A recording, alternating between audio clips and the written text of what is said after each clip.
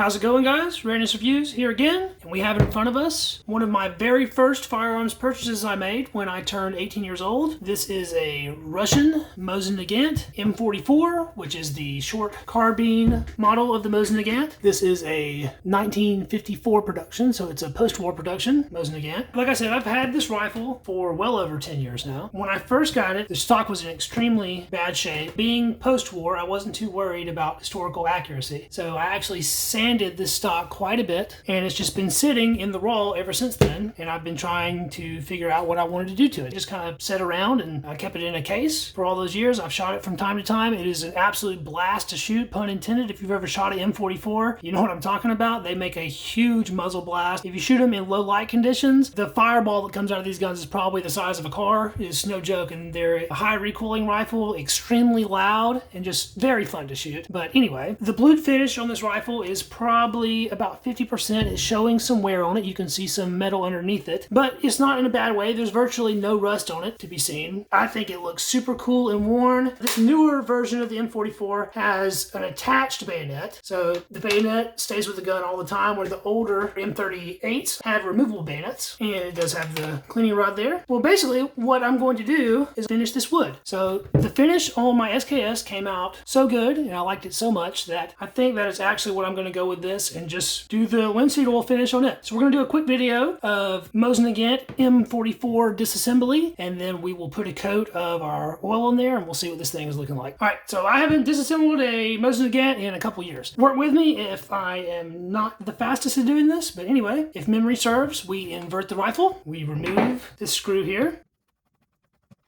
and then we flip the rifle back over. We remove the bolt. To remove the bolt on a Mosin-Nagant, you pull it to the rear and then depress the trigger, and then the bolt slides right out. There is the inside of the receiver. It has one more screw you have to remove, and we'll remove that screw here. And then our magazine assembly comes out. There's the magazine and trigger guard. And now the action of the rifle is free from the stock. You have to remove these barrel bands and the front handguard to get the stock completely off though. In order to do that, you just press these little retaining springs. This barrel band's on here quite tight. You just have to work it a little bit at a time until you get it down to a smaller part of the wood, and then it'll move up quite easily after that. Alright, now that I have this barrel band past the edge of the spring, I'm going to try to remove the top barrel band just a little bit. This top one's usually a little bit easier to get off. That took a substantial amount of effort to get that past the spring there, but eventually I did do it. And so you'll continue to work this barrel band forward until it clears the stock. You'll do the same with your rear barrel band. Once you're free of that retention spring, it's a far easier proposition. Work that all the way forward, and that will allow you to remove your front handguard, which is a fairly thin piece of wood, and you can remove your entire barreled action from the stock. There's the barreled action of the M44.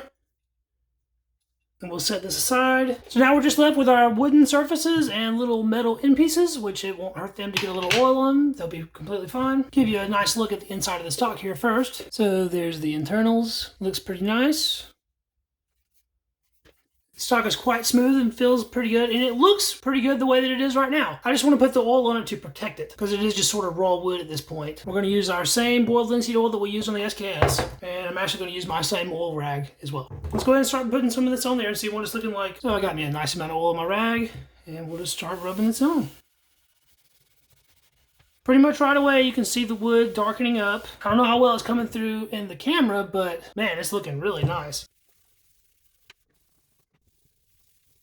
I'm going to go on relatively thick with this first coat, and then I'll give that a chance to soak into the wood, and then I'll come back and clean it off and then go for a couple more coats if I need to. The stock actually has a couple cool little stampings on the stock there. Look at that nice sheen the oil has on it while it's a little bit wet. There's the dry side. For a long time, I was really considering putting polyurethane or varnish on this stock, and I'm very glad that I opted not to. It's going to be a lot more authentic looking, and it does just leave a really nice looking finish. I'm liking it so far. Let's check it on this front handguard. Oh yeah, that's looking very nice on that front handguard. There's a lot more small nooks and crannies up here on the front part of the gun that you really have to pay attention to make sure you're getting all the wood surfaces in between. I'm not going to worry about getting it on any of this metal because I am going to wipe this down shortly after this. It's looking very nice.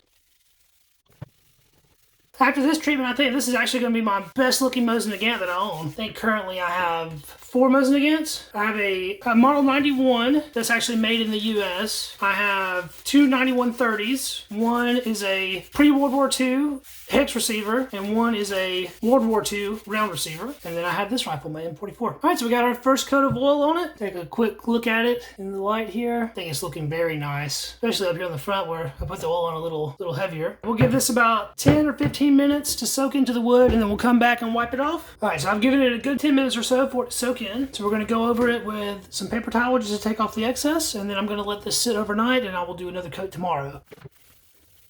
I still remember the day that I got this rifle. I hadn't been 18 for very long, and I might have already purchased a gun at that point, but it certainly wasn't many. This was either the first or second gun that I bought when I turned 18. And I went into a random pawn shop with a couple of my friends from school. I was in high school at the time. We were all really into shooting, and a couple of my friends have already bought Mosin-Nagants. Those were very popular in the late 2000s because they were extremely cheap. So for high school kids, you might be able to scrounge together $100 for a Mosin-Nagant. So most of us had one. I believe this was definitely the first Mosin-Nagant that I purchased. I went to the pawn shop and I was looking through the racks. They had a few to choose from. And I was looking at one other one, but it was missing the cleaning rod and it did not have the bayonet either. Being a high school kid, or a kid in general, the bayonet was very important to me because that's a very cool item to have. And so I went with this one with the bayonet, which I think I paid about $10 more than the other one was. And over the years, I've got a lot of fun out of it. We've shot it. It is a good shooter. It's a late model production, so it doesn't really have war history behind it, but that's fine with me. It'll always hold some nostalgia for me just because it was one of the first guns that I bought all myself. All right, well, that's it with the first coat wiped off. It is looking very, very nice. I'll put another coat on it tomorrow. Catch you in part 2.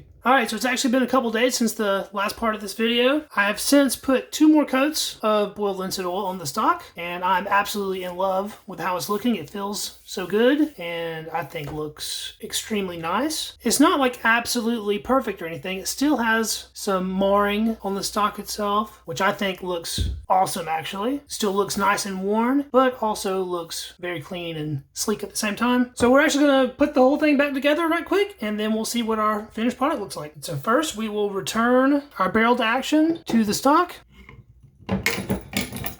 Make sure that we move our front barrel bends to the outside of the stock so they're not in the way. And we'll go ahead and put our front handguard on while we're up here at the muzzle end. It should go on quite a bit easier than it came off. Make sure that we slide the big one on first. It slides down and cinches on nice, and it sets itself into the spring there. And then we'll do the same with the top band. Slide it on, and it locks right into place just like that. We'll go ahead and close our bayonet as well so it's not in the way.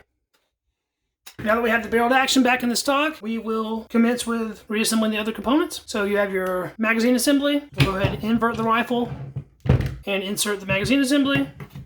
You gotta love the design of the Mosin. It's so simple to take apart and put back together. It's so serviceable by someone with very little training. It's only held in by 2 screws. And then we flip it back right side up and insert your long screw. All right, we got that cinched down. And then you just very simply reinsert your bolt. And then close it there. Check the action right quick, make sure everything's good. Perfect, very smooth. The only thing left to reinstall is our cleaning rod, which just slots in the groove on the stock there. A couple spins, and it threads back into its home. And there's our completed rifle. I really like the way that this turns out. This is actually one of my best looking milsurps now, just from an aesthetic point of view. I'm very happy with the way the boiled linseed oil turns out. It gives it a nice matte finish. It's not shiny or reflective in any kind of way. And it's just very natural and authentic looking, but looks really good all the same, and actually feels really nice too. All right, so I'll take a couple glamour shots of this and insert those at the end. That was pretty much the video, guys. Thanks for watching. If you enjoyed the video or enjoyed the rifle, please give it a thumbs up and share it with friends, and subscribe to the channel because I have more content on the way. Gun content, ration reviews, gear reviews, and maybe some shooting videos at some point in the future. Again, guys, thanks for watching. We'll see you in the next video. Peace.